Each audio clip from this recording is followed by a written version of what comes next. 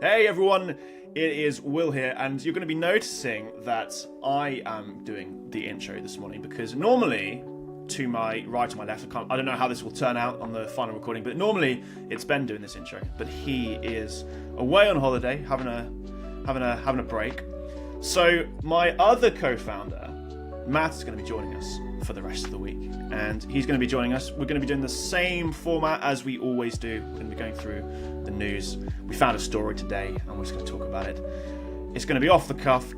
Literally, I only read it this morning. Matt's done a little bit more research than I have, so he'll be the guy with the more knowledge on this. But we'll just chat about it a little bit, and we will go through it and share our opinions. But before we do that, I'm going to follow Ben's style. He always says, "Don't forget to like and subscribe." We're also seeing this. We're also content sharing this across everybody's channel. You'll definitely see it on my channel. You'll probably see it on Ben's. To be fair, he probably will share it on. You'll see it on different social media. So if you're seeing it on something other than Ava Technologies YouTube channel, then go and check out Ava Technologies, because that is our company, and this is what we're filming the video for. But ultimately, we're trying to put it out to everywhere. So without further ado, are you ready, Matt? And I'll share my screen. Yeah, you go for it. Let's get into the story today. Let's get into the story. So as always, I'll share my screen, and this I think is a multi. I tried to find articles, or we tried to find articles that are multi-layered.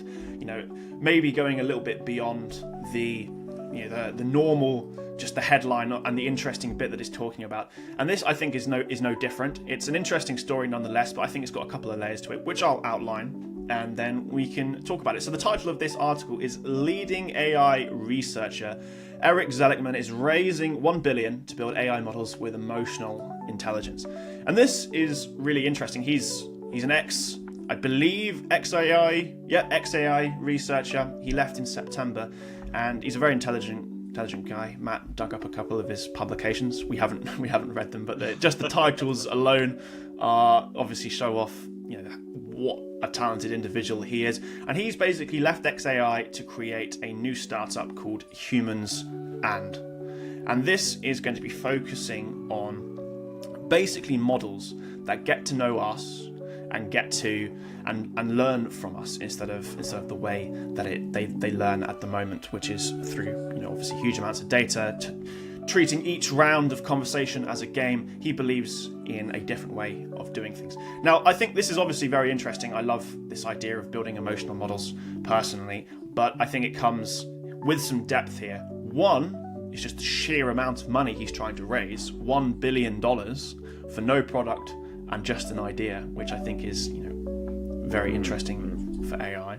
And then the second thing is also just his stance and what he's talking about in terms of what leading frontier labs are doing and how they're approaching AI research and how he thinks it's fundamentally wrong. So I think it's multi-layered beyond just an interesting headline. What do you think? Yeah, I think there has to be a lot of credit to the sort of background he started at, because I mean he's come from Stanford, and it's quite clear from the publications that we were looking at probably about 10 minutes ago that he's got a very large breadth of knowledge around building up these kind of solutions. He's probably already got a bit of a good idea as to how he wants this to be built.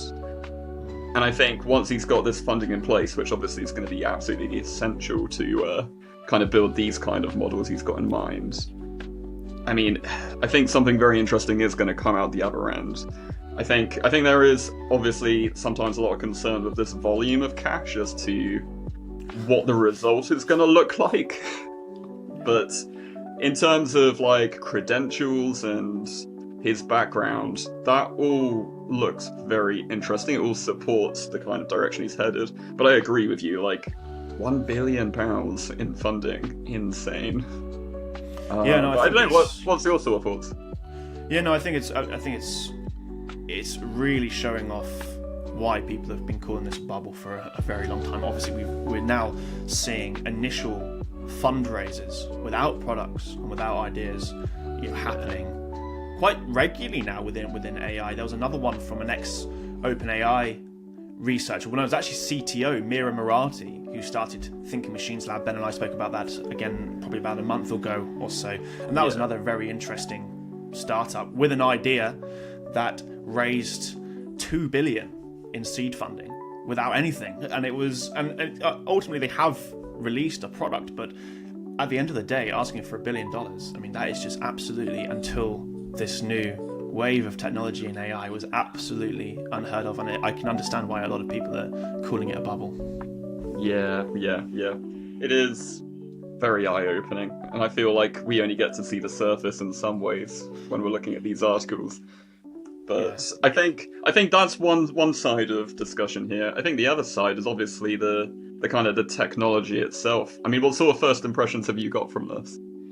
Well, again, I think it's a very interesting approach. I think, again, until it's said to you, you don't really think about it, but it makes sense. Eric Zelikman's sort of opinion of it is that the frontier labs are doing research incorrectly, and they're focusing much more on sort of this game-based approach where each turn of the conversation is trying to move the conversation forward, instead of actually, he said his approach should be that you actually have an AI that focuses on learning from us and interacting with us.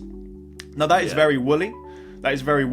I mean, and there's nothing technical in this article at the very least to back it up, and we haven't obviously seen any development from him at this point. But what is probably quite clear to me in frontier labs, as they are making humongous compute commitments, their expenditure is at an all-time high and only growing. They're all trying to turn a profit. I could understand why there is going to be a focus on pushing capital and pushing revenue through a business, instead of necessarily focusing on what their original mission of building AGI or building superintelligence would be. And Eric's opinion of this is that so much talent is actually just going to waste because there's a focus where it shouldn't be. Now, we can only speculate where that focus would be, but I would say potentially it's getting distracted, trying to turn profits, trying to create business use cases, and not focusing on the core mission. Yeah. It's still so early in this kind of iteration of working on AI-based technologies, and you can see where the limits are even today. And the only way you're really going to get past those hurdles into the next level is going back to that experimentation, that research and development. And obviously, when you are seeking these valuations, you still have to have an element, of course, you have to have an element of utility to it. Like, what is the purpose of this direction?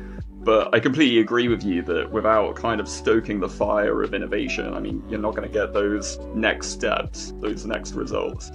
And yeah, I do. Oh, you go for it. I don't know about you, but I feel like we do need probably new paradigms and new architectures and new ways of building artificial intelligence. Obviously, things like the transformer model and Llama and a couple of other these architectures are doing very well, but there is something missing. It isn't like our intelligence necessarily. I think it's very good at mimicking us, but it isn't. It isn't like us in any sort of resemblance. So I do think a shift, no matter how woolly it is, just saying, we're gonna make emotional intelligence, or we're gonna make AI that learns from us. It's very woolly, but I hope that does translate into some very new, interesting architectures and ways of thinking. At the very least, that sort of time spent trying to make it more articulated towards your emotions, well, it's going to make your interactions feel more authentic with the model, and it's probably going to open you up as an individual to get the most you can out of, well, a language model, assuming that that's the kind of architecture that they're going to stick with. But yeah, well, this is it, and this is also somewhere I think with the risk occasion, and I'm going to be fascinated to see how these not just humans and not just thinking machine labs, but a load of these startups that have come out with wild valuations and actually raised the money, and I wouldn't be surprised if Eric Zelikman also gets his raise as well, and I'd be very interested to see in a few years how this pans out. Because, it's when you read a press, I know we're just reading Business Insider, and I know he has got papers, but it really is so very woolly in the words they choose and how they're going to do it. It's almost like they've come up with a mission in their head that sounds really good, but I'd just be fascinated to see how they're going to execute it. Yeah, watching the execution is going to be really interesting. I think the other thing that might be worth looking into as well post this video is I can see that he did very recently talk about this with venture capitalist Sarah Guido. I'm not quite sure if I'm pronouncing the surname right, but he kind of talked about it with her on her podcast earlier this month, so that might offer some more insights too as to what his kind of mentality, his strategy, his thinking is with this ambition. But yeah, going to be really interesting to follow this one along. I'm very keen to see some new pathways in improving these AI models. Yeah, definitely. No, it's fascinating how many people, because Ben and I have covered it quite a lot, really, is sort of the mass exodus from frontier labs and people leaving and talent leaving.